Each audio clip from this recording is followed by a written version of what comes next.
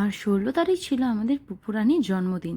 তার জন্য 15 তারিখে রাত 12টার সময় আমরা মামা বাড়িতে ওর বার্থডেটা সেলিব্রেট করি।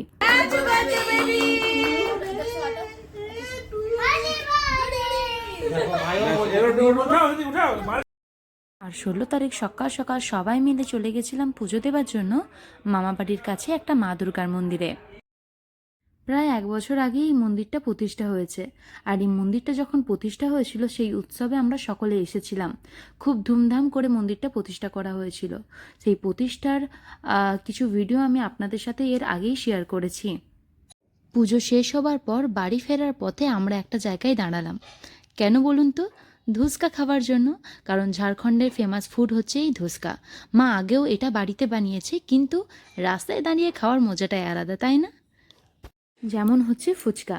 ফুচকা তুমি যতই বাড়িতে বানাও না কেন, রাস্তার ধারে দাঁড়িয়ে খাওয়ার মজাই আলাদা। যাই হোক, তো এইদিকে আমাদের এখন ধুসকা খাওয়া হবে। তার জন্য এখানে দেওয়া হয়েছে শাল পাতার দোনা, আর তার সাথে 2টো ধুসকা আর আলুর তরকারি। অসাধারণ খেতে লাগছিল। আপনারাও যদি কখনো রাঁচি আসেন, অবশ্যই এই ধুসকাটা ট্রাই করবেন, আপনাদের খুব ভালো লাগবে।